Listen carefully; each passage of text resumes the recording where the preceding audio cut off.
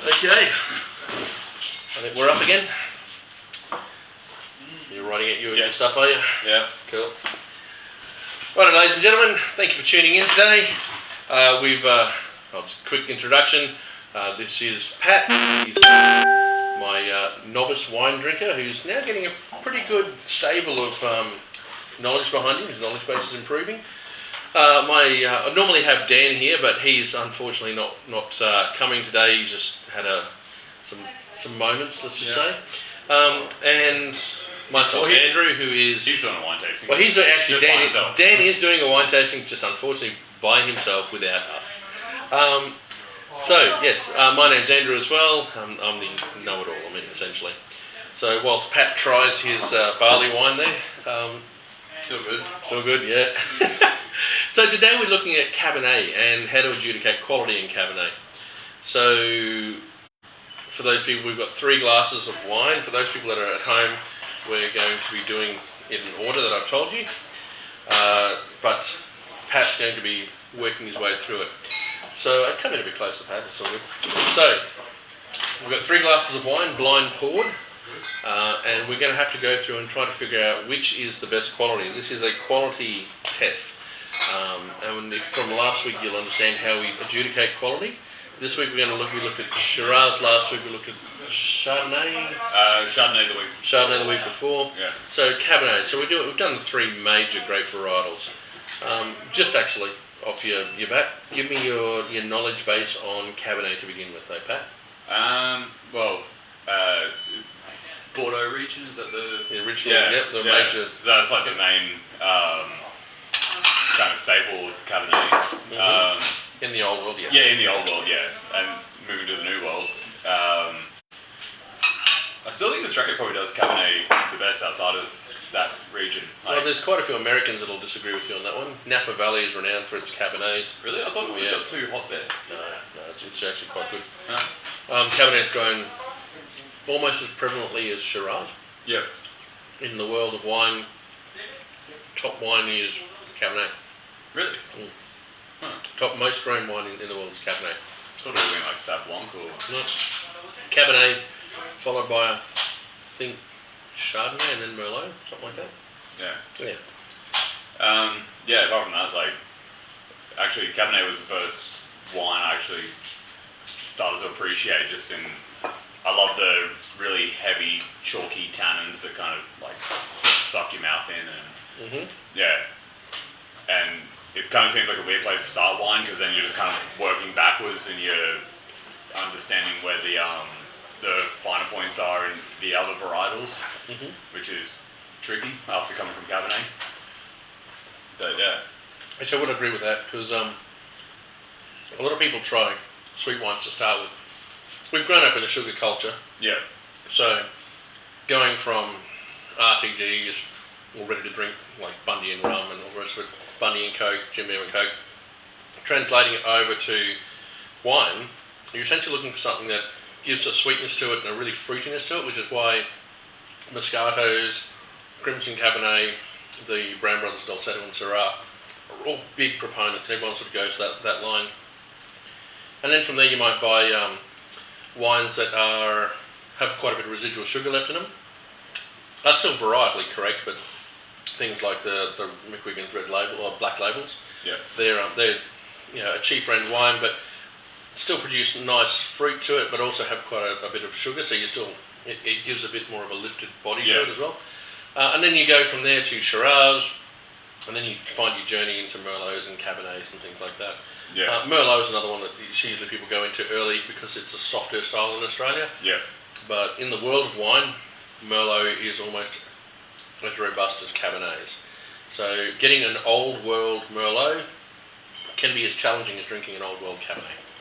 So anyway, today we're going to look at the wines. Now, when we're adjudicating wine, what's the first thing we do? Look at them.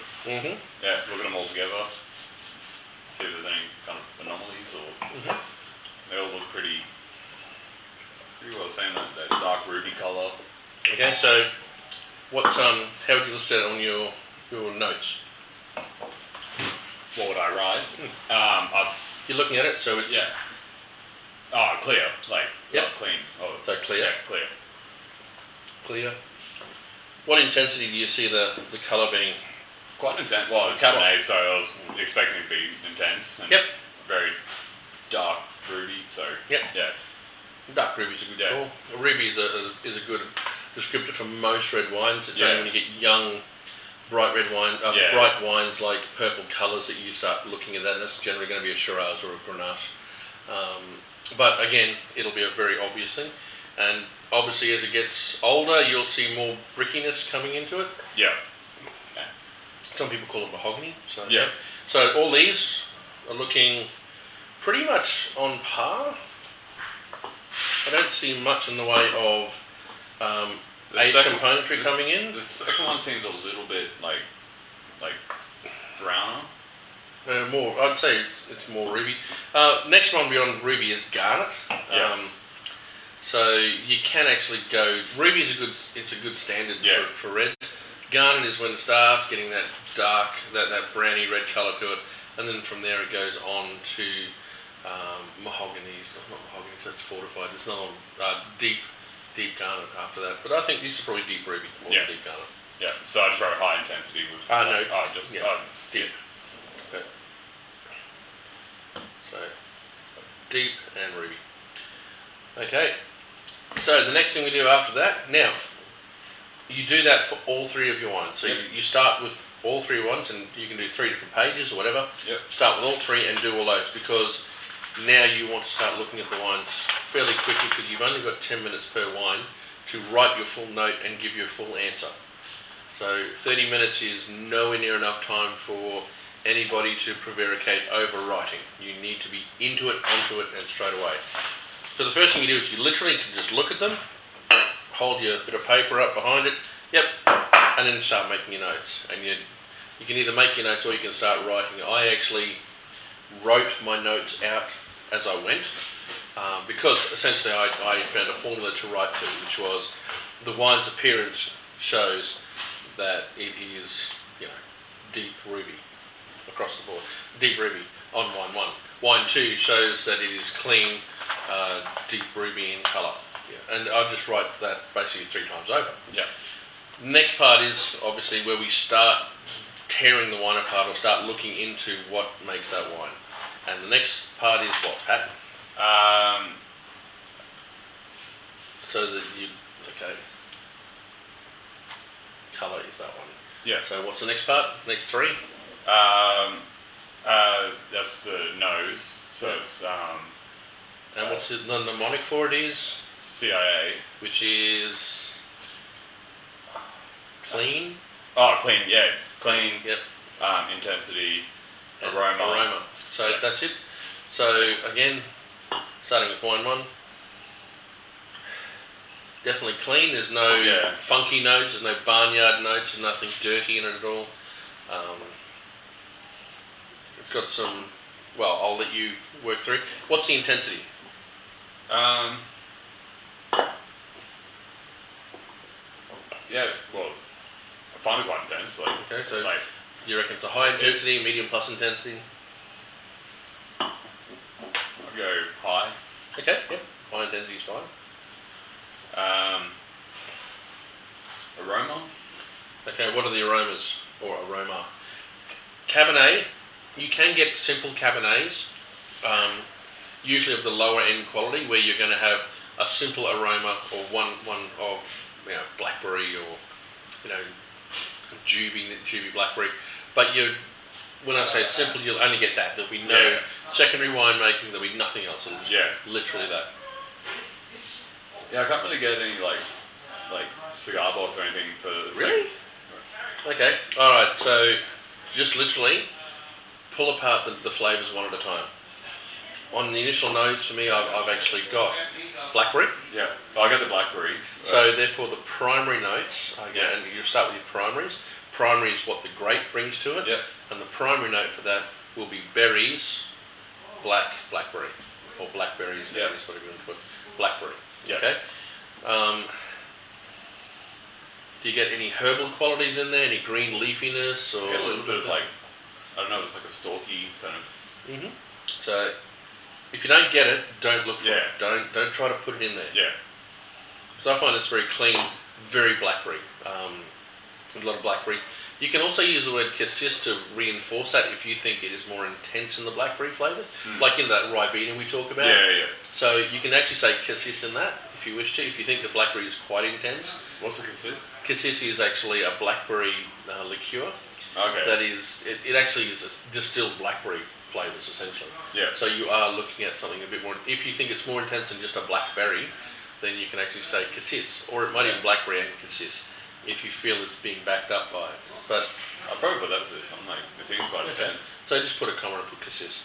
You are allowed to upgrade. It's fine. The next part though, that's from the primary notes. Is what's the secondary notes that are in there? And there are some secondary notes in there. Yeah. Well, And what are secondary notes? well, the winemaking. So it's like the oak and the So oak, any and malolactic, mellow. yep. Yeah. There are other ones too that you can get in winemaking, like carbonic maceration, which just doesn't have any Yeah. of. That's actually a big one, because if you do pick up a wine and you get boiled lollies, like, Yeah. but that's a real the candy. giveaway for the candy Yeah. lollies and that sort of thing. That's a real giveaway for carbonic maceration, which is a secondary winemaking technique, and is usually very specific for specific regions like Beaujolais or Gamay. But there are other ones that have been. I've had a Carb Max rosé as well, which I thought was quite interesting. Do I think it's a great wine? I thought it was pretty good. Yeah. So, yeah. So, I do find that's. Do you see any secondary in this one? Do you get any I get like a little bit of like, cedar? it's kind of like a vanilla-y kind of. Mm-hmm. I'm not getting vanilla as such, but I am getting cedary notes. Yeah. Which is like wooden notes, which will be supplied by the oak. Yeah.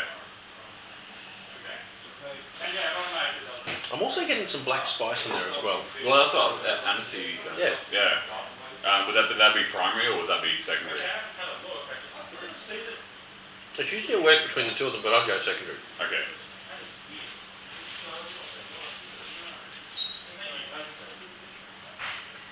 It can be a tertiary note that comes in there, but I'd say that I'd put it on the secondary. Yeah. Because there's how does the aniseed come through as a secondary wine making? Is that in the barrels? Usually in the barrels. Is that like a charred barrel kind of thing, or? It can be a charred barrel kind of thing. I'm actually not 100% certain about this, which is really destroying my know-it-all status.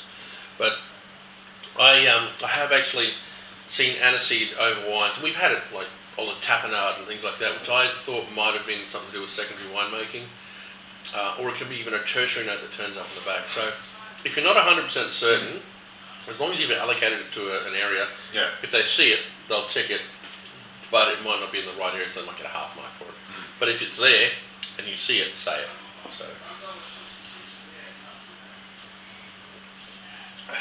So anyway, we've got 3 or 4 descriptors in there, Yeah. haven't we now? Yeah, and there's no tertiary. No real tertiary notes that I can pick up. No. Yeah. All right. So what's the next part? SATA. Mhm. So that's the palate. So sweet. Mhm. Cabernet, I can't imagine it being sweet, but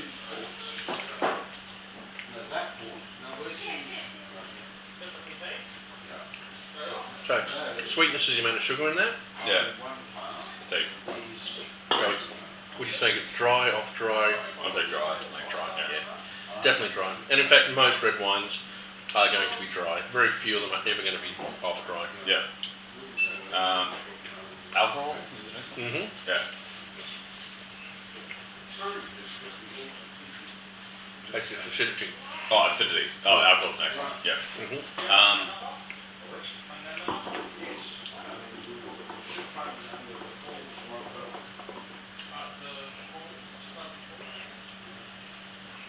Quite low, like low to medium. Okay. Don't judge acidity by flavour. Yeah. Judge it by what it does to your cheeks. Yeah. So I don't get like the mouth watering, like Hmm? that. Maybe it's just the pizza I just had, but I am getting mouthwatering. So,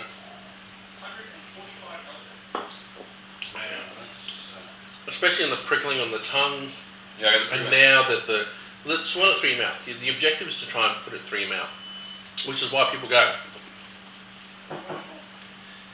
You get that prickling sensation tongue, so you can actually write, well, depending on what you think the intensity is, prickling acidity.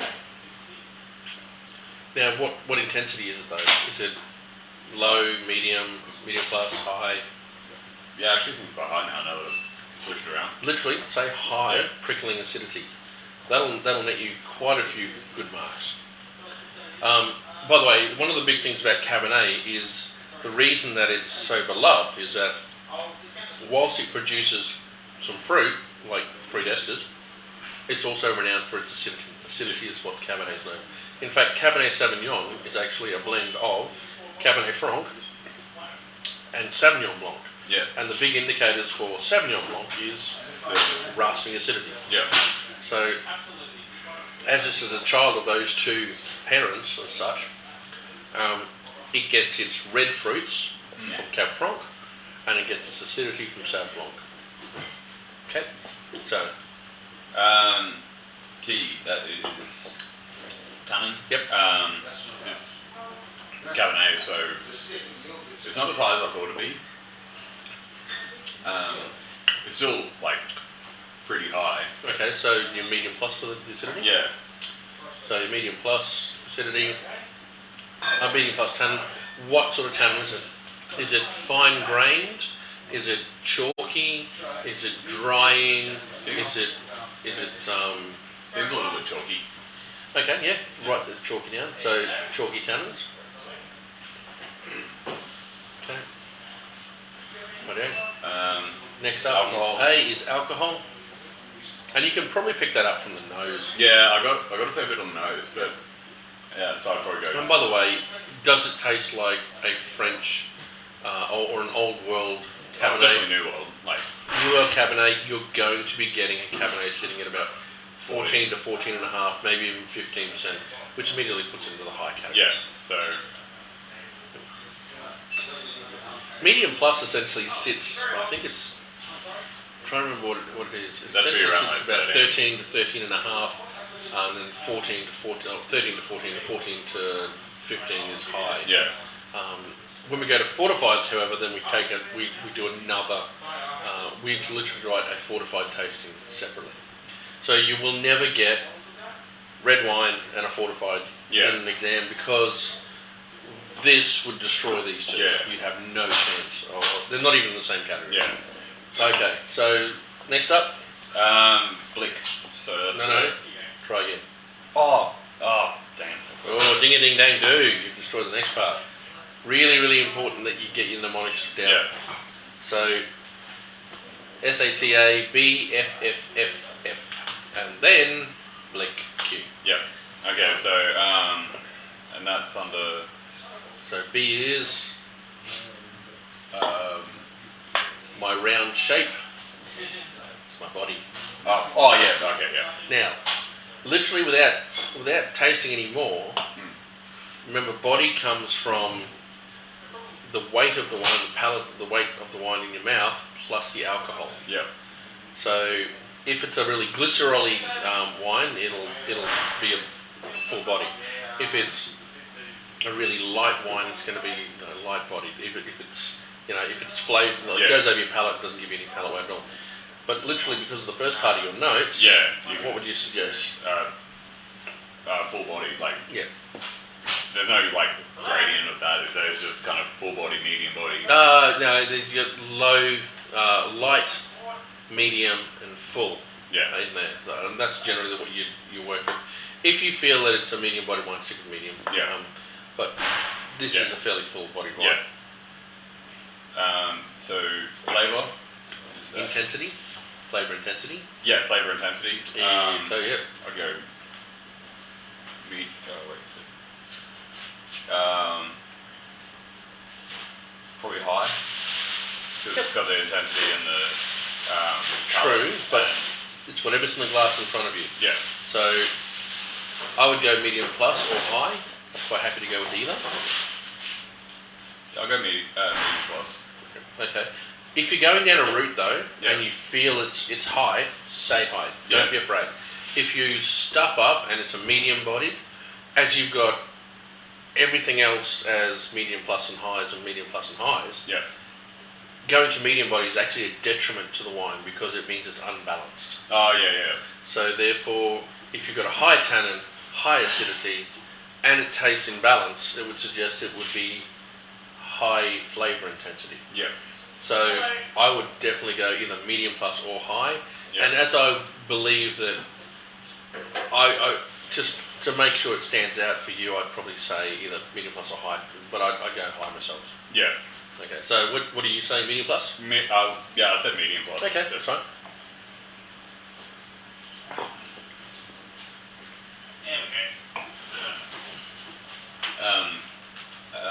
Then is it fruit or? Yep. So flavours now.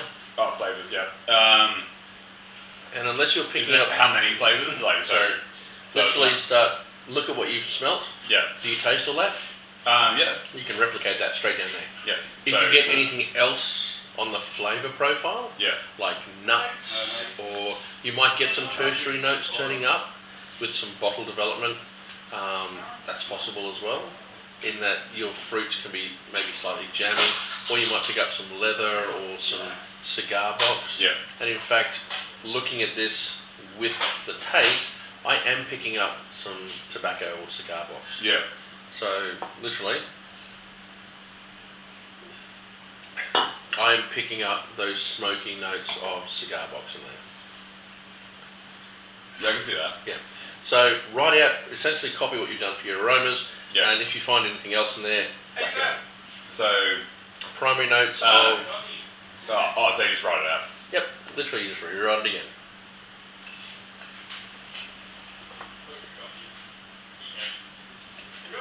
And the reason for that is actually very scientific. 70% of your taste buds or your flavour is coming from your nose. So if you smell 3 things on a wine, pick up the glass and taste it, and you don't taste any of those things on the wine, there could be something wrong with the wine. Yeah.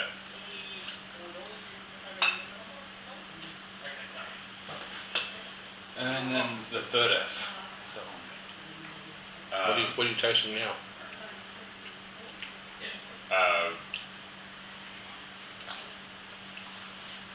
How long did it last the palate? Finish. The finish, yeah. Sweet. Yeah, it's got quite a long finish.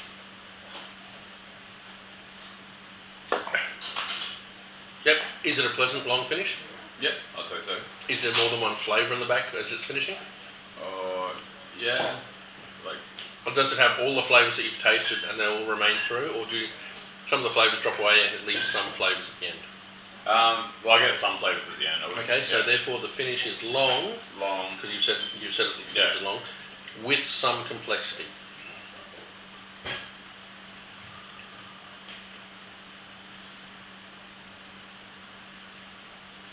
Okay, so that means there are flavours there. It is a little complex, and in your quality notes, you can actually point out that some of the flavours, like the blackberry flavours, they're at the front of the palate, Yeah. disappear, but leaving all these lovely tobacco, cigar box, cedar notes in the back.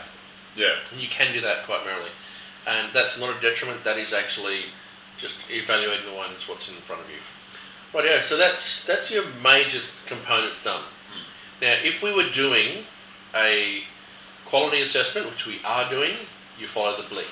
Yeah. If it is a regional thing, we could look at the other wines next. We'd literally go to the other wines next and start trying them and try to figure out where it's from. Yeah.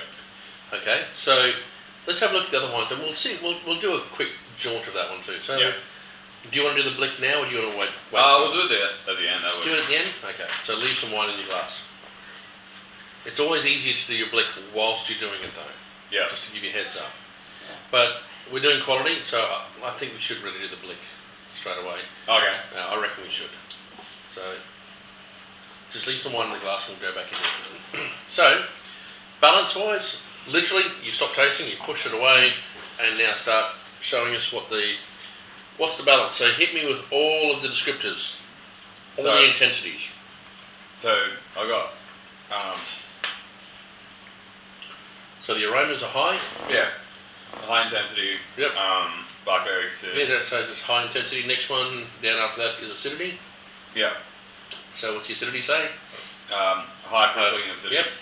And next one after that is the medium plus chalky tannin. Yep, that's up there. Yep. Next is the high alcohol. High alcohol. Next after that is full body. Full body. Yep.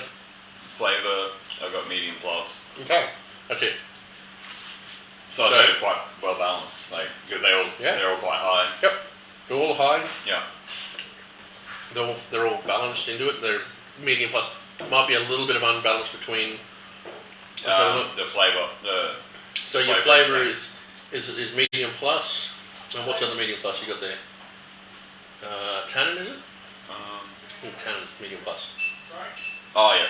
But that balances off anyway because your sweets, which are the sweets are alcohol and so your alcohol and your fruit intensity. One's medium plus, the other's high. Your acidity is high, and what's the other one you said? The alcohol is high alcohol. Yeah. Yeah. So sorry, high and medium plus, and then acidity and tannin is high and medium plus. So that would be it's a well balanced wine.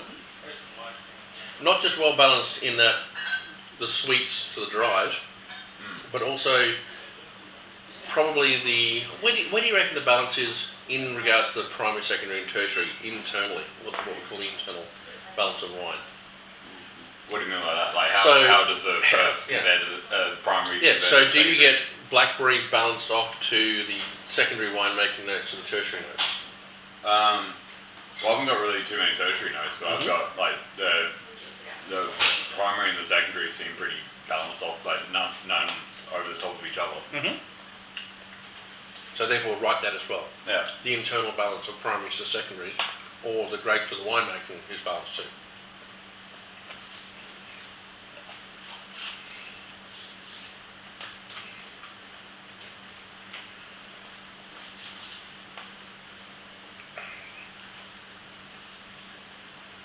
So next will be L, which is what?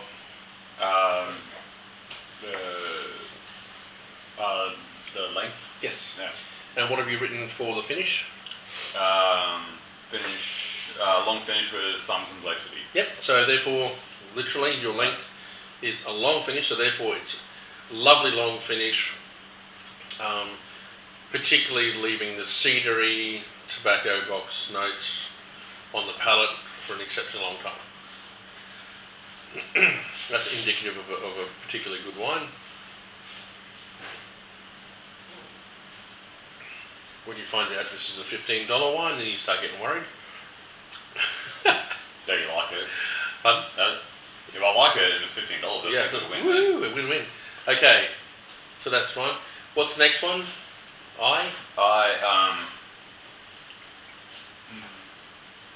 It's not intensity yet. It is. Yeah. It's intensity. Okay. So therefore, you've literally sold us in your nose and your flavour profile. So I've got high intensity with high alcohol, high. Yep. So therefore, you can say this is an intense wine. Yeah. That's it. That'll work. This is an intense wine due to the high aromatics, the medium plus flavour intensity, the high alcohol. That'll do it. So everything's high across the board there for you. And lastly is C. C is complexity. Yep. And literally count the number of descriptors that you've got. Yeah, so I've got 3 to 4. 3 to 4. Yeah. So that would make it a complex wine. 4 is like the cutoff, is it? No. 4 is generally what you're looking for if you're looking for some complexity in the wine. Yeah. You can actually have wines that are really, really, really complex, but this is pretty good. So, I'd say maybe the only thing that I would say that pulls this wine back from the edge is that the complexity is probably lacking a little bit. But that's due to the fact that it's a young wine drinking now. If this had been wine to age, and one of the questions could be, do you feel this wine would benefit from aging? Yeah. Yes, I would. Yeah. So you could say the wine shows good complexity but would benefit from more time in the bottle to age to draw out more tertiary characters which were not present in the wine. That's it. So again, you just said it's good complexity, but it could be better over age. But if you're just judging the quality of it, it would suggest it's good. All right. Yep. Now, quality. next is Q. So literally, you take your BLIC and you essentially write a conclusion for that. Due to the excellent internal balance and external balance of the wine, the excellent length that it has with the pleasing finish of cedar box and cedar and cigar box, matched to a really high intensity in regards to the primary and secondary characters, and with showing some complexity, I would rate this wine what? Now remember, the levels are faulty, poor, acceptable, good, very good, exceptional. Yeah. So there's six of them. So it's not faulty, Yeah. it's not poor. Yeah. So then give basically a point for every good thing you've given it. So it's definitely acceptable because of the balance. It's got length, so therefore it's Yeah. above good. It's got the intensity, Yeah. so that pushes it up to very good. And now it becomes a bit of a dice roll. You could say exceptional if you wanted. You could quite happily say exceptional. Yeah. Or you could say, due to the fact that I think this one deserves more time to give more intense flavours or to give more tertiary notes, I believe this is a very good wine that will become an exceptional wine with a couple of years. But you would rate this one pretty highly, wouldn't you? Yeah. Right. Oh yeah. I'd put it as very good. Very good, if not exceptional. Yeah, that's absolutely fine. Yeah. I have had people go, "Oh, how can you say that's an exceptional wine if you've had a Chateau Petrus and that's an exceptional wine?" Yeah, that is generally acknowledged as an exceptional wine because of literally the reason we walked through. Yeah.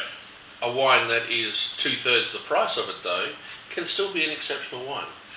There is a very broad spectrum when it comes to this, and we are trying to take something that is very subjective and try to give it some objectivity.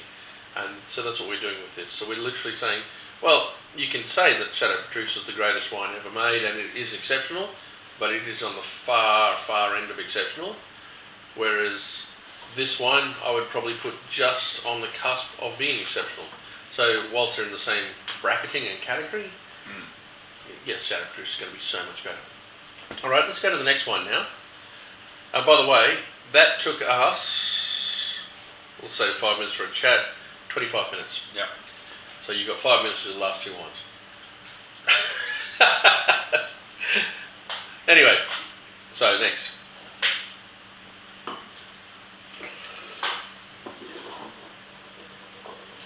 So we've already done the colour. So let's have a look at the nose.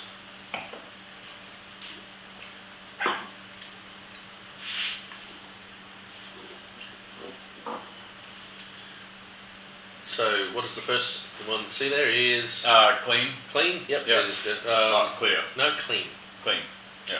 Clear is the colour. Yeah. Clear is colour. Clean is the nose. Okay. There's no Bretty characters. Yep. There's nothing that's a barnyard. So clean. Oh yeah. Yep. Intensity. Yep. What do you reckon? This one's quite high. Like definitely the alcohol on it. Like. Well, you might be getting a high alcohol, but are you getting any of the primary notes of aromas? Yeah, but I get more red fruits with this one. Okay, that's fine. You can write that down. Yeah. So you say high red fruits. Any particular red fruit, like red currants or?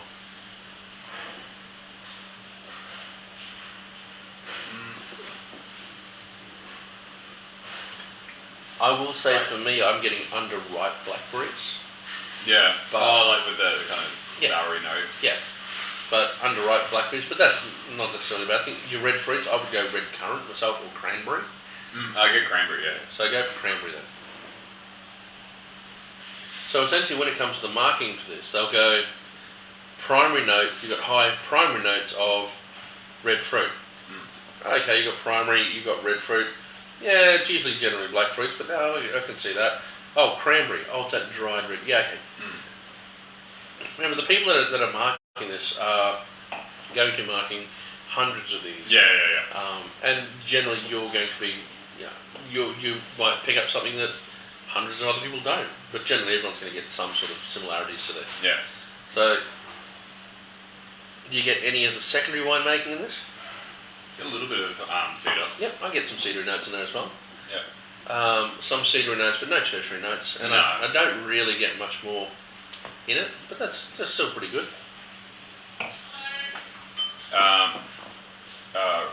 Aroma? No. That's what we're just doing is Yeah. aromas. Yeah. So intensity and then aromas. So yeah. So that's what we've just done. High and then up. So next up is SATAs. So S being sweet. sweetness. Is there any sweetness in that? No. No, so dry. Again, as I said, mostly red wines are going to be dry. Acidity. Acidity.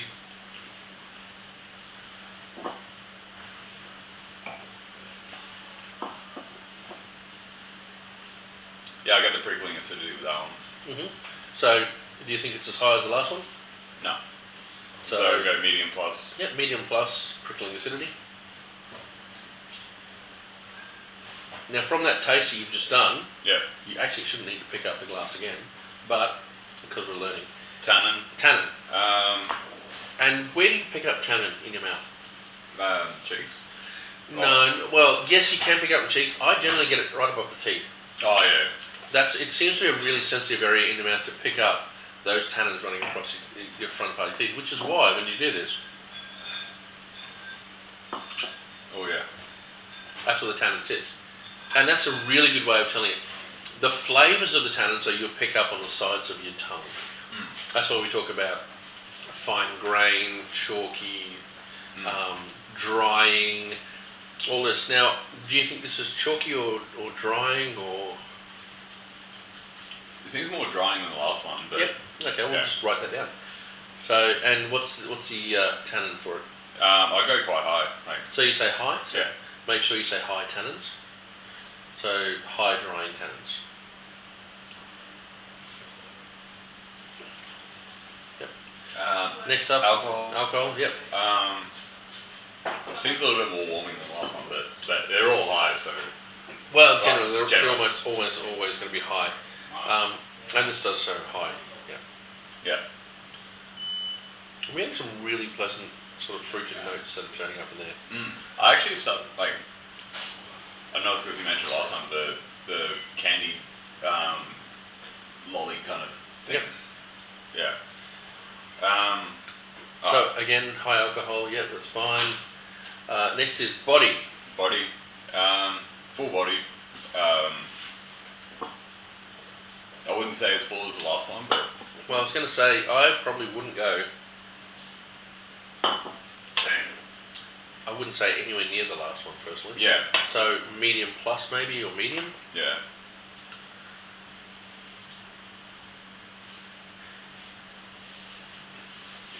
Flavors. Now flavour intensity is next.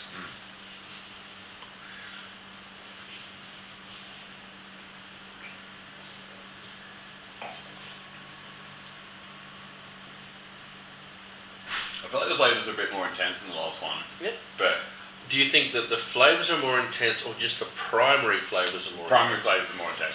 So again, you can say high intensity if you wish, but you need to say what the flavour intensity is first. Oh, okay. So literally, that's what the first F is. The second one is for. Oh, okay, yeah. So, do you think it's high, medium plus? Don't be afraid to say high. If you think it's high. Yeah, I'll go high. Yep. So literally, you say high intensity of primary flavours of, and then literally you'll go, cranberries. Yeah. Which it is. It's very red cranberry for this red fruit cranberries. But in the secondaries, do you find much in the way of that secondary notes? Not as much. Nowhere near as much. No. But that being said, it's still there. So just write out the high intensity of primary fruits. Yeah. And then you can even make a note in there saying The secondary characters are a little lacking in this. And that's just a note for your head for when you come down to the balance. Yeah. The balance might be absolutely fine from the sweet to dries, but when it comes to the internal balance of the wine, primary flavours are just sitting all over the top of the secondary flavours. So, but that's a note for you to do, and that'll give an evaluation of quality. Yeah. So write that note out, because that's what they're going to look for.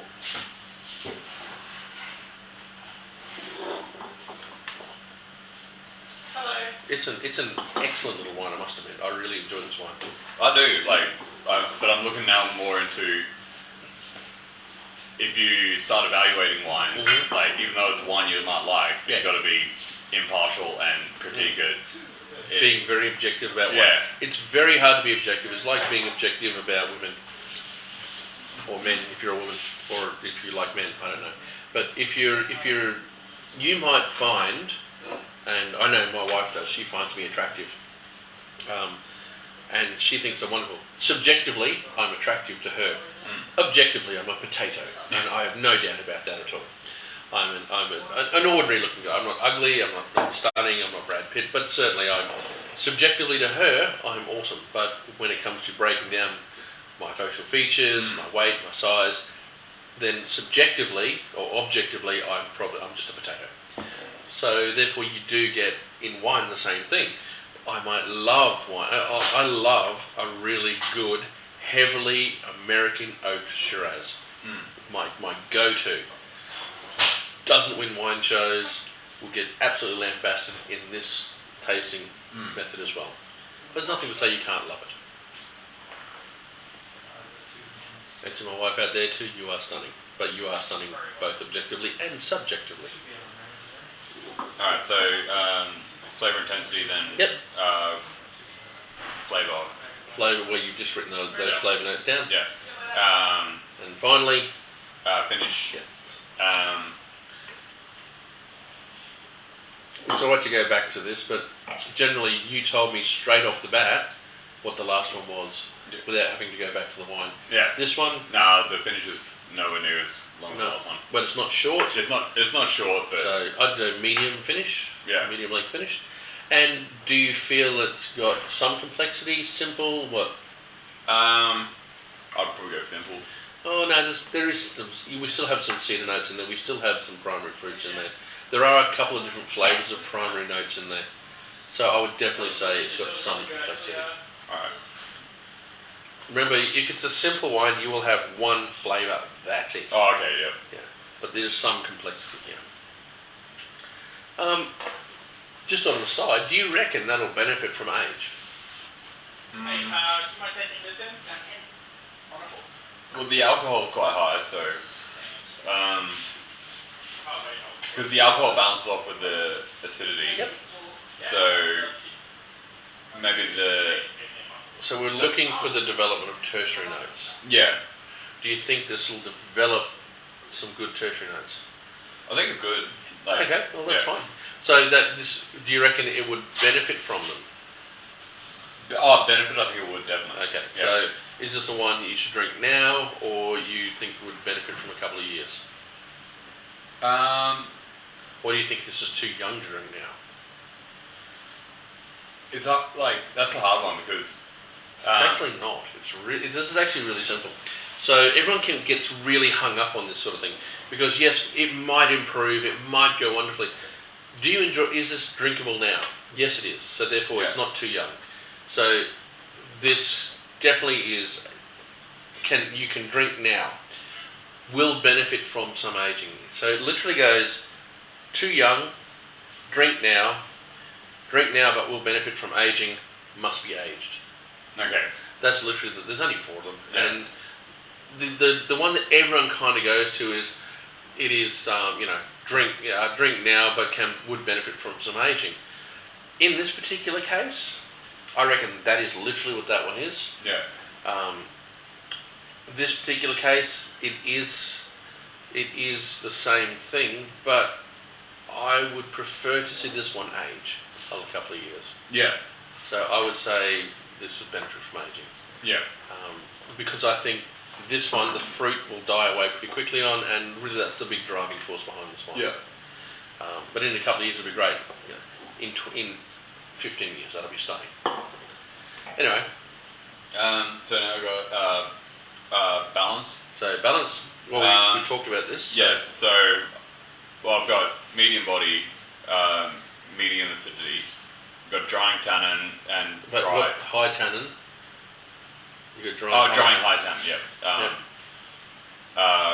So we got tannins and acidity. So tannins are high, Yeah. acidity is medium plus. Against, we're literally looking at now the flavour intensity. I've got Flavour. flavor. Yeah. High intensity. High primary intensity. notes. And alcohol. Alcohol I've got high. So you got two highs against a medium plus and a high. Is that right? Medium. So your dries are acidity and tannin. Yeah. And then they follow each other. So you've got medium plus and high. Yeah. Then you've got, next up is alcohol, which is Got high. And you got high. High intent. Yeah. So Okay, two. so it's Yeah. balanced. Yeah, So so- this is a balanced wine. Due to the tannin and acidity versus the intensity in alcohol, the flavour intensity in alcohol. But you did notice that the internal balance was slightly off in that with a lot of primary fruits over the top of the secondary notes, the internal balance is not quite as good. It's not quite as refined. So you're really drilling down, and that would show that you're really drilling down into the wine. So you're not just whacking it through and pushing it, you're really drilling into it, which is really important because, as I said, when you actually pay to have wine made, you're paying for not just the grapes. It could be great grapes, but you're paying for a great winemaker. You're also paying for oak. So if this showed more oak notes, then I reckon this would probably be a much more expensive wine than it is. Yeah. And it's always interesting to see those kind of things because the balance, if it's too oaked, then your winemaking is not that great. If it's under oaked, your winemaking, or you didn't believe the grapes are good enough to have really good oak to it, and which kind of levels up the property costs as well. But yeah, so what's your next one? Length? Length. What did you say with the length? Finish. Yes. Medium finish with some complexity. Okay, so whilst it finished with some complexity, it was only a medium finish. Yeah. So yeah, that's probably enough to say on that one. With your intensity, with the next one, with the eye, literally this is where you reinforce about the primary and secondary notes against each other. So your intensity is, while showing a high primary fruit intensity, the secondary notes were not balanced to it, which shows older oak was used in this wine rather than new oak. This could be a stylistic choice from the winemaker or not, but it would suggest that they weren't willing to throw a lot of expensive oak at this wine, which kind of immediately pushes you to an area where you can actually adjudicate how much this wine is worth. Complexity-wise, how many different descriptors do you have? I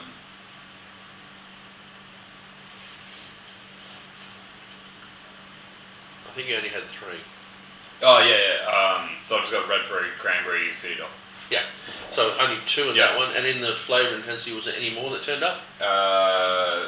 No, I've got primary notes washing out the secondary. But in the flavouring notes, primary notes, yeah. Okay, so essentially you've said 3. 3 to 4. Well, you only 2 1, to 3. 2 to 3. Yeah. Yeah, only 2 to 3 at best. Yeah. So therefore, whilst the wine is well made with lots of primary fruit, it does lack some complexity to make this an exceptional wine. So it's actually pulling it back from the fact that it's not. So you're giving your reasons now why you don't think it's an exceptional wine. So it's not faulty, it's not poor, it's definitely acceptable. Yeah. You reckon it's good? So I'll put the it balance, in good. Yeah, balance definitely good. Yeah, I'll put it in good. Yeah. I don't think it gets very good. You don't think it gets very good, and the reasons say don't get very good. I believe the quality of this wine is only good due to the lack of secondary notes and the lack of complexity in the wine, though the balance was quite nice, the internal balance was slightly off, which is it's like a part thing.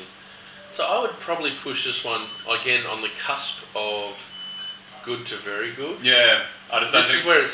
is where it's just on that point. But you rated the last one not exceptional. You thought it was on the cusp of exceptional. Yeah. So therefore, this one's the cusp of very good. Will you get a point if you said cusp or? No, doesn't not matter? really. No, you really have to sort of. I know that when we talk about spectrums, you can use the word cusp, absolutely, because what I actually mean is, I think this wine it could be a very good wine, but for me at this exact moment, it just lacks a little bit of, and you can say that, and you go, because at least I'll know that you're at the top end of that, because it is a spectrum, and I actually have seen an exam where we had 3 wines that were literally all the same price point, all different regions, and all of them sat inside the spectrum of good to very good, or actually it was very good. One being almost exceptional, but just slightly pulled back. The other one just being pushed above good.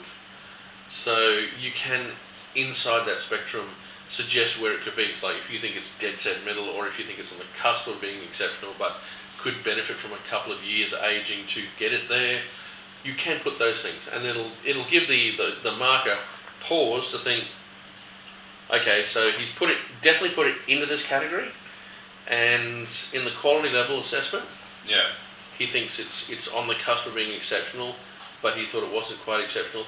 This one is on the cusp of being very good, but it's only good. The next one might be on the cusp of being good, or it might be, this is a very good wine because of the thing, but it's definitely in the lower end of very good. And you can actually adjudicate the wines that way. So next up is the third wine. That was a bit quicker. Oh no, that was 25 minutes again, sorry. So we've got 5 minutes to get the last one done. So, ooh, that's an intense nose. What I've just done there, that's the amount of time it's been tasting it. Yeah.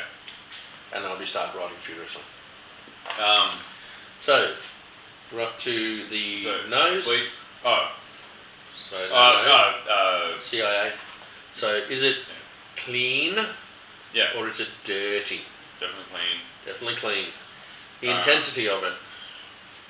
I go quite really high with this. You go high? Yep, high intensity is good. Could you go above high or? No, high is it. Okay. And you've actually gone really well for this because it is high. Every single one of these has been high, medium plus to high, essentially, I'd pick. Alright? Acidity. No. Oh, no. Next up, aromas. Aromas. So what are you getting in the aromas wise? I get a little bit of the herbal quality from this one. So a little bit of, and that's a like primary note? Yeah. So primary notes of herbs, and you could say something like mint if you wanted to. Yeah, mint and like oregano or something. Yep, so you can write mint and oregano, or just mint. Yep. Do you get any fruits in there as well? Yeah, I get the plum. So you're going for black plums? Black plum. Yep. Mulberry. Yep. Okay, so you think, well, do you think it's got that many flavours, or are you just picking up one really strong flavour and adding several flavours to it, or is it Possibly. So this is what I would call,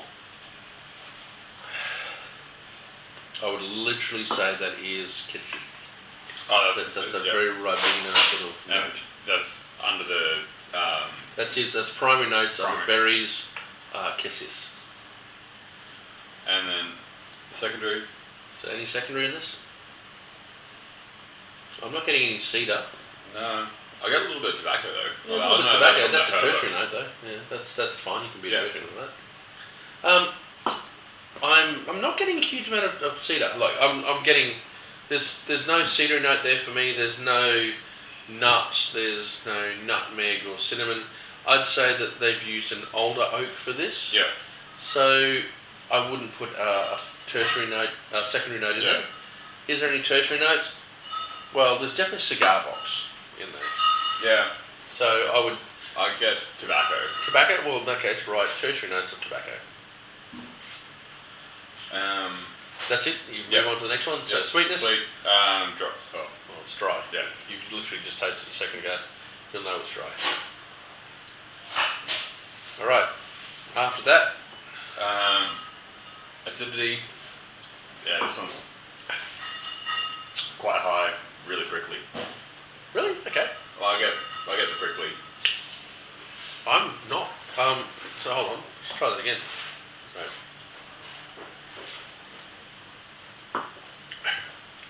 So I'm getting some prickly acidity, I guess. But pick up your first one again.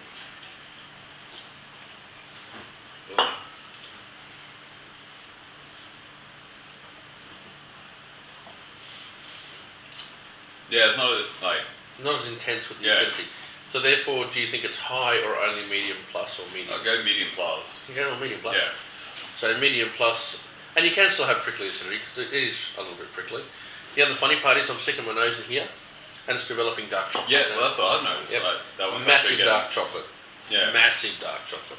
And in fact, so what you literally do there is run back to your first page. Run back to your first page. Yeah. And put that into your aromas of dark chocolate. Make sure you've got the correct one. Yep. Yep. Dark chocolate. And did you taste that on the palate as well?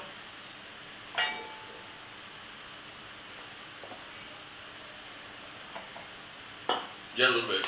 Okay, not as much though? No. Okay, so that would suggest though, when you're looking down there, do you think that it would push it from the very good to the exceptional, or do you think it still sits in very good? Because it's developing over as you're drinking it. I'd probably still keep it. Keep it as very good? That's fine? Yeah, like That's good. exceptional seems like a one you'd reserve for something that, like, it would come up like once every year or so. Like there are exceptional. Like, there seems are like a lot of exceptional wines bold out there, claim. and it is a bold claim. But you are looking at wines that, well, possibly you could be looking at a wine that shows that bold claim. In an exam, you might have a wine that would be from anything from $6 up to, I think the most expensive wine I drank in the course was about $2,000. And at the end of that tasting, when they revealed the cost of the wines, I was literally looking at that wine going, wow. I rated it, it got exceptional, but I also put another wine that was actually a New World wine that was about, it was about $120, no, $140, and it was exceptional as well.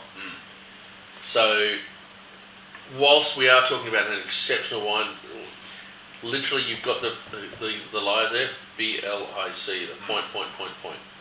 Okay? Anyway, so next up is, so you said medium plus prickling acidity. Yep. So don't forget to write the prickling acidity, that is where you're getting points. Tannins.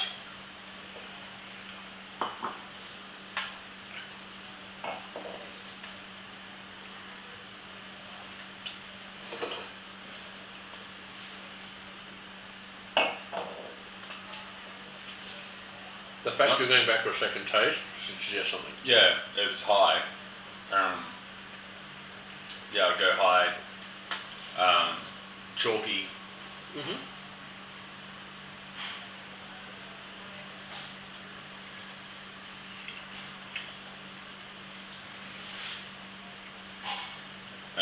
Alcohol. I'll go high. Yep. Body.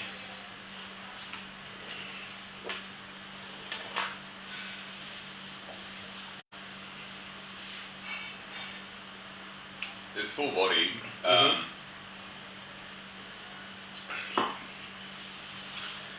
Yeah. I'm probably only going to disagree with you on one point. Why do you say it's high tannin? I just felt it. Really drying. So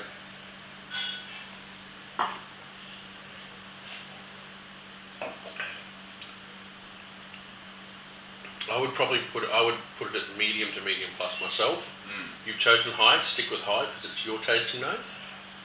But I find that the tannin isn't anywhere near as structured.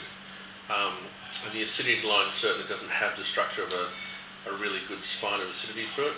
The tannin doesn't have as gripping or as chalky tannins as the first one particularly, or the second one even. But that being said though, like, just write it out, keep doing what you're doing. That's the only place where Sonic's separated on. I feel like it's chalky, it just literally feels like I've got chalk in my mouth. What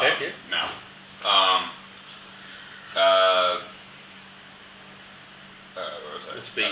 Body. Yep. Full bodied, medium bodied. I'll go full body. Yep, full body, yep. Medium plus full. Well, you've already kind of done that with the alcohol. Alcohol is going to give a really good indication of body. So the high alcohol is going to indicate full body. Flavor intensity. I'd go high intensity. Yep.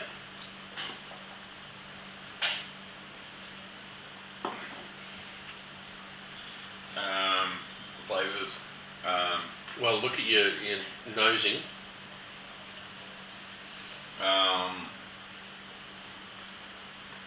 Yeah, so I've got like 1, 2, 3, 4, 5. But no, right at your note. Yeah. So write your note out. But remember, they're all coming from one area particularly. Primary. They're all coming from primary. Okay? So primary notes of, and then write it all out. No secondary. There's no discernible secondary. There is texture there, but there is no obvious oak.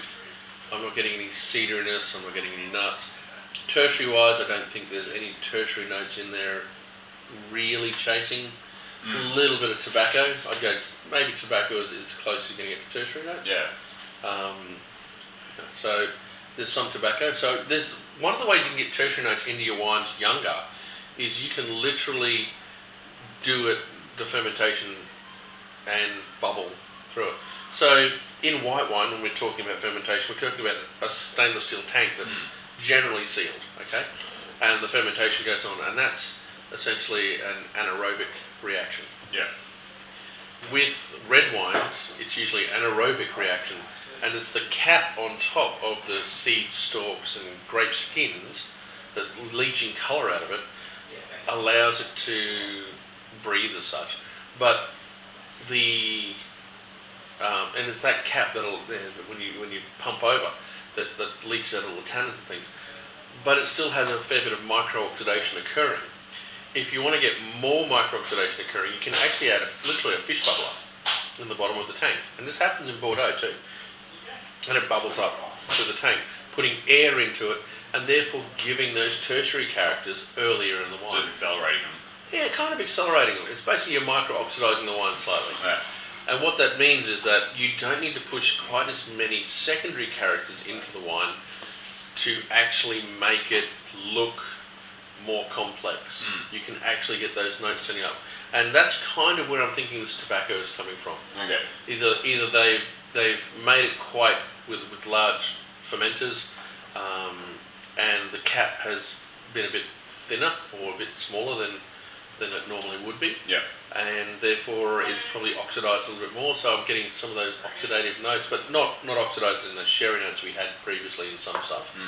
But actually, there's no, because of the lack of secondary, the tertiary characters are definitely coming to the fore a lot more. Yeah. Okay, so next up after that is the finish. Finish, it's actually quite short. I thought. The smallest we do was like. Yep. Yeah. Short. Still got like the primary notes on the finish. So. Some complexity, or yeah. Yep. So short, some complexity. Still a good little wine. Oh, I like it. It's a really good little wine. Then. Yeah, we're on Blick, are we? Okay, so let's just stop for a second. We're going to go to Blick in a minute. So, all three of these wines are coming out of, well, A, what do you think the wines are? Well, they're all Cabernet. But, why do you think they're Cabernet? And literally, it could be, these three wines are exactly the same grape varietal. What is grape varietal? Why would you say it's Cabernet? Well, I'd say it's a New World Cabernet because it's like the quite fruity, like fruit forward on the tongue. Black and dark red fruits. Yeah. So blackberry cassis is usually a good one. You can get some cranberry notes in up there as well. Herbal qualities. Yeah. And the big part is high alcohols and high acidity. High acidity. High acidity. In red wine, high acidity is a good indicator of where the wine's at. Shiraz is generally a medium to medium plus acidity. Generally, Cabernet is going to be a high acidity. Yeah. Barolos, Barbarescos are also going to be high acidity, but they're much lighter in colour. Yeah. So when you're writing a note to see, is this a Cabernet? You would say, due to the deep ruby colour, matched to the primary notes of blackberries on wine 1, cassis on wine 2, and black plums in wine 3,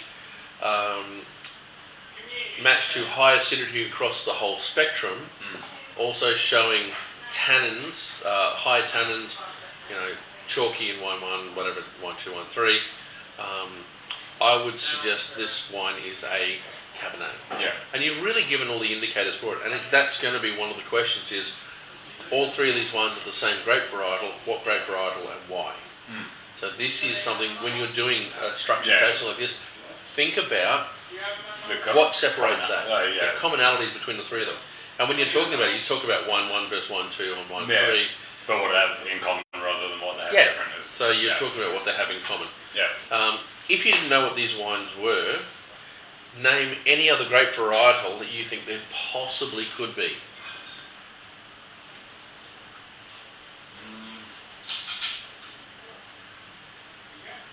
Is there any other deep ruby I don't think it's wines that would possibly be with high acidity, high tannin, and sort of blackberry fruits? We have had one. Saperavis or Saperavi is a good call, and in fact, on paper, it kind of looks like it because it is an inky dark wine. It does have high tannin, it does have high acidity, but the fruit is definitely it's definitely not the fruit. Yeah. Okay, so is it Old World or? Yeah, Old World and New World as well. Montepulciano? Oh, Montepulciano. Oh, yeah. You could mistake it for a Monty, but Montepulciano, whilst having a dark, sort of that deep ruby, and the tannin structure is completely different. Yeah. The acidity, whilst is generally high, is not quite as high as that. Yeah. And so certainly it'll show to dark fruits, but it won't be blackberries. Yeah. So if let's just say you had a moment and you've gone, if these are all Montes, I've convinced myself they're all Montepulcianos, and you write out Montepulciano, they will actually, the examiners will look and go, well, it's Cabernet, but you've given your reasons why you think it's Montepulciano. You're wrong here, you're wrong here, you're wrong here, but your reasoning is correct. Your reasoning's correct. Get some points. So, but really, this one is a really indicative Cabernet. And in Cab, you've talked it's New World already. Yeah. Where do you think all these Cabernets are from? I don't think they're from Margaret River. Why? They don't have that the elegance that a Margaret River Cabernet has that I've tasted before. I don't think it's Barossa because it doesn't have as much fruit as what Barossa normally does. And the tannin structure is a lot higher. Yeah, and the tannins, I think I wrote chalky for two of them, so I'd probably go with Coonawarra. Yep, and you'd be dead set right. These are all Coonawarra Cabernets, all three of them, and they are all different quality levels. So let's have a look at the last one to see what the quality is. Alright. This one, balance, medium plus prickling acidity versus high alcohol. So it's not quite. The tannin versus the. So tannin is high, is it? Tannin's high. Well, I've got a high chalking tannins. Yeah. So the high tannin and alcohol can balance off quite merrily. Yeah. So medium plus acidity. Medium plus acidity against the flavour intensity. High flavour intensity. Well, it's fairly balanced. That's a fairly balanced note you've written. So I'd go balance. Again, literally, you can't can correct yourself. Yeah. You literally say, whilst the wine shows excellent balance, which is why one of the reasons I love it is that It's the highest, or the medium plus acidity and high tannins versus the high flavour intensity and high alcohols, give a nice balance to it. Then you can follow that up with, however, the primary versus secondary notes of internal balance are a little bit lacking. Which is what you said for the one before that too. Yeah, that's pretty much what I like the primary notes washing out secondary. Write that again, essentially. So, but I mean, it's still quite good. Oh yeah, I like everyone's quite happy with that. So next up is your length. Is it? Length. Yep. So length. What do you say for length? What do you say for finish? I've got quite a short finish. Well, it's too short. Short with some complexity. Due to the short finish with some complexity, I would say this is not an exceptional wine.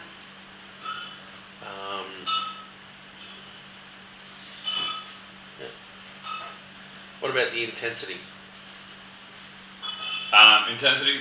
I got the intensity high. So this high intensity definitely pushes this wine above acceptable.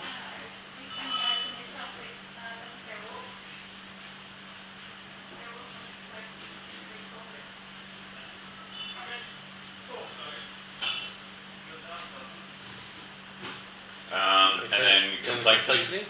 Just literally count the number of different flavours. So I've got 1, 2, 3, 4, 5. Well, You're saying it's very complex, is it? Well, I've got mint and oregano. Okay, so you got primary. Just for the primary, or? So you got 2 in the primary, essentially. Well, I've got cassis, mint and oregano. So okay, that's so you got essentially. You got 3 in the primary, which is good. Yeah, and then tobacco. And then tobacco. So yeah, this is, whilst showing lovely complexity of primary notes, lack of secondary winemaking or secondary notes. You could even say, like, the tertiary notes are on a young wine, for a wine that's young, it seems to be very sort of odd. You can actually say that, but I mean, we've got tobacco notes in there, so that's a good thing. So, now off your notes only.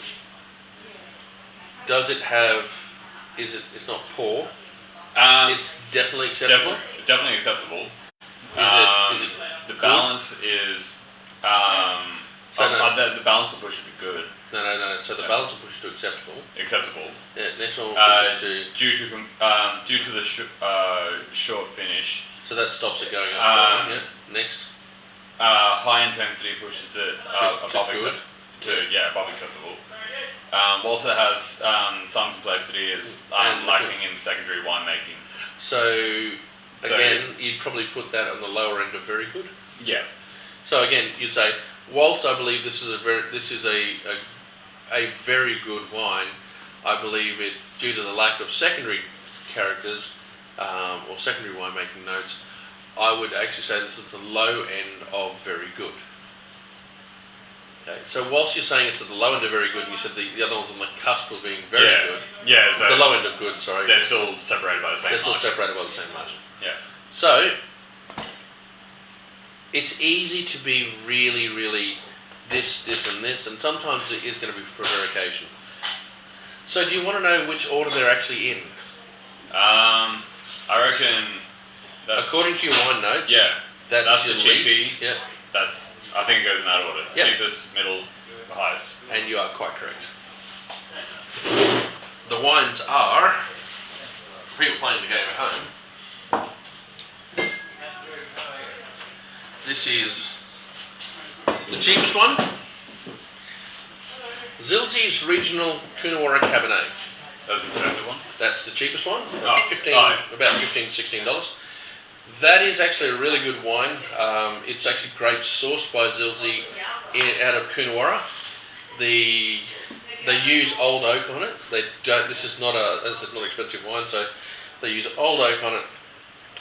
The winemaking itself, I believe he probably does micro-oxidize it slightly. Whether or not it's intentional, I don't know. But again, easy drinking, very good.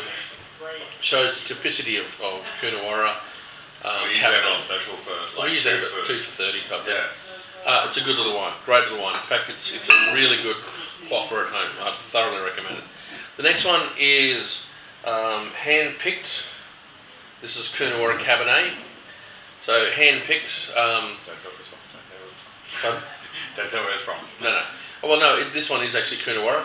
So again, these guys, I'm not sure if they own or they contract buy, but they get grapes from Coonawarra. They actually, the winery is set up in Victoria.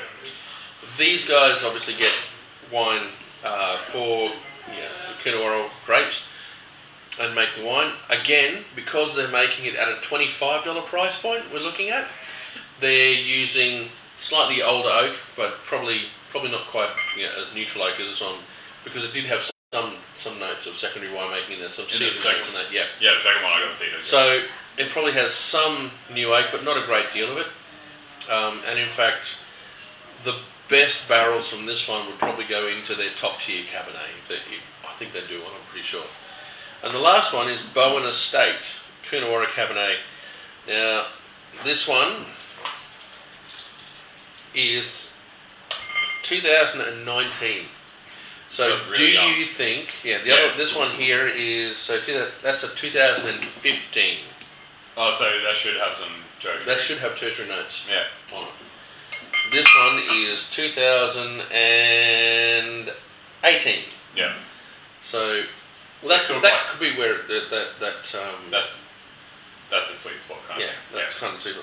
This one though, 2019, That's very young for. very young for Cabernet, and in fact, this is probably the only reason I'd say, whilst you can drink it now,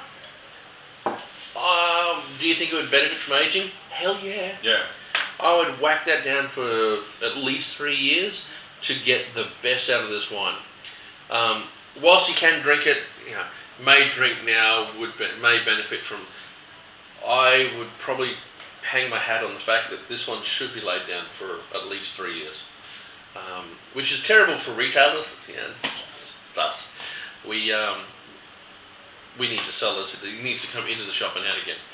But honestly, this will do you a massive favour if you can lay this wine down, because literally as we're sitting here, I'm just getting black chocolate, like dark chocolate. Yeah, I'm getting going through. Yeah, very getting quickly. some licorice, picking up some olive notes in there as well. Get the It's- licorice.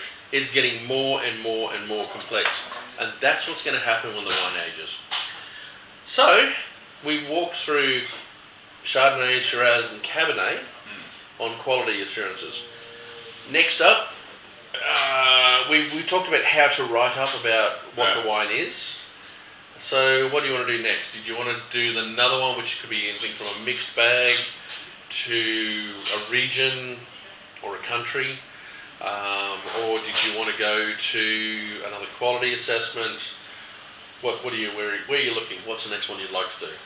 I'd do something more with the actual customer retail, like things like something similar to like how to buy wine for a dinner, or like what you would go to, like mixing certain foods with what wines, like. Oh, geez, that's a big one. But for your exams, Food pairing is pretty important. No, it's not. Really? God no. We'll talk about food pairing. I think we can talk about that at a later stage. But for the next wine tasting, I would probably say we've looked at quality, which we've done a really good session on. Quality for the last 3 weeks has been really, really good. We've worked on that, and your note writing is coming along really well. You just need to get quicker at it. Yeah. So I would say we might do regionality. Yeah. Or actually, it could even be pick the grape varietal. And if you get, say, 3 grape varietals from 3 different regions around the world, it's particularly difficult. This was easy because it's all out of one region. Yeah. If you get 3 different Cabernets, one from Bordeaux, one from Chile, one from Coonawarra, Yeah.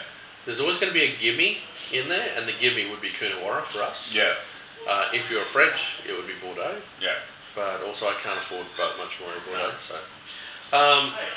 So yeah, we'll definitely have a look at something next time. We'll put it into the thing. But thank you all for tuning in today. I will say I'm going to go back and have another glass of the Bowen Estate, because for $35. Really? $35. That's a bargain. That is an absolute cracking steal. I like as well with when they talk about sitting on a wine for 3 to 5 to 15 years. Yeah. You're pretty much betting on yourself not to drink a bottle of wine. Yeah, And- sadly. Yeah. In fact, my wine fridge is really weird. I had wines at the top that I was going to keep and lay down for 10 years or whatever. But over time, I've picked up a few more, so that's the next shelf down. It's full of those. Yep. And the last 2 shelves of my wine fridge are for my everyday quaffers. It's now coming to the point where I'm looking at it going, it's Wednesday. Yeah. And I've caught myself more than once grabbing a William Frederick or something like that, going, Yeah. oh, we're having steak tonight, I'll have this. And Ros goes, no! Yeah. Yeah. So, yeah. No, But I still believe wine's for drinking. It's what it Yeah. is. But look, if you're going to get this wine now and Open it. drink it now, open it at least 2 to 3 hours before Put it in a drinking. decanter. Decant the hell out of it. Yeah. Get that micro-oxidation into it, because this wine is opening up more and more and more and more. And just the fact that I've got 3 more flavours have turned up in the last half hour Yeah. would suggest thoroughly that the idea that I'm taking a wine to a party, cracking, pouring it, and Yeah. you're really That's not the one for the you're job. doing yourself a disservice. Yeah. Anyway, drink well, drink liquor savvy. Cheers. Cheers.